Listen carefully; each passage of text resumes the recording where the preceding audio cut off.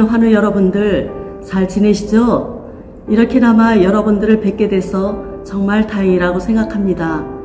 코로나로 인해서 예배도 못 드리고 면회도 안 되고 이런 일이 오리라고는 감히 생각을 못했죠. 우리 예배가 속히 회복되도록 기도하시기 바랍니다. 이제 묵은해를 보내고 2021년도가 시작되었습니다.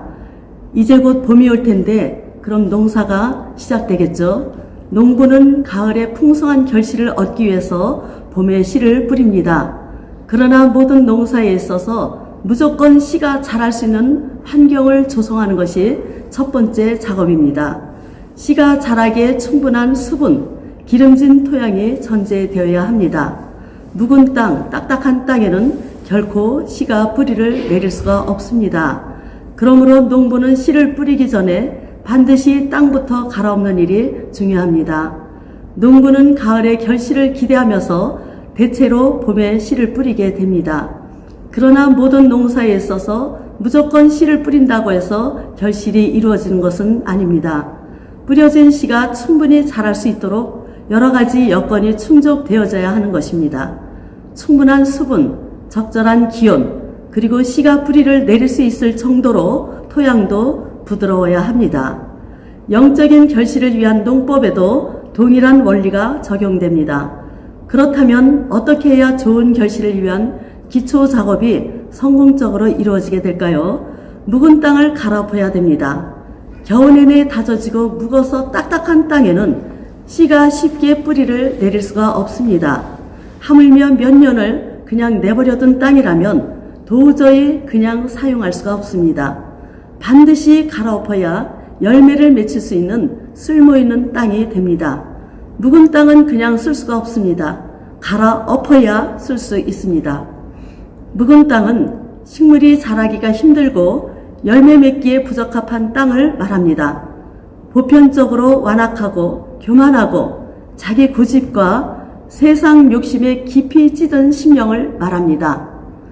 누가복음 8장에는 열매 맺기에 부적합한 땅을 소개하고 있습니다. 길가처럼 강팍한 마음이 있고 바위를 덮고 있는 얕은 땅처럼 깊이가 없는 마음, 또 가시덤불 속의 땅처럼 너무 많은 가시엉겅퀴가 뒤덮여 있는 마음입니다.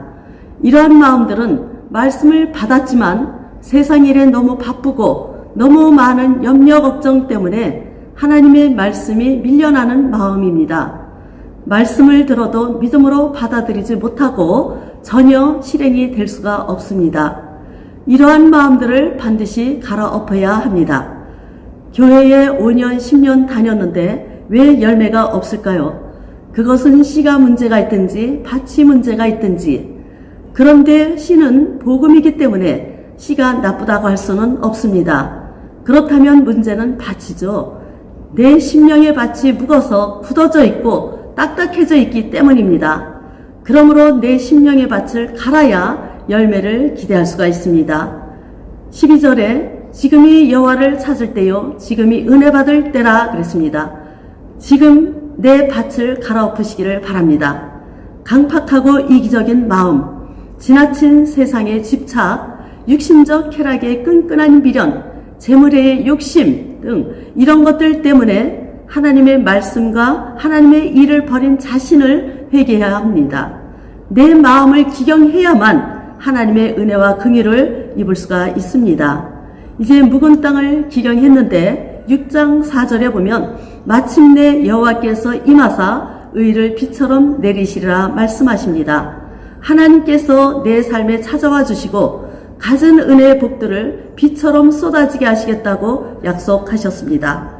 하나님의 백성이 마음을 돌이켜 하나님을 찾고 묵은 땅을 갈아 의를 심으면 하나님의 은혜가 소낙비처럼 임하게 됩니다.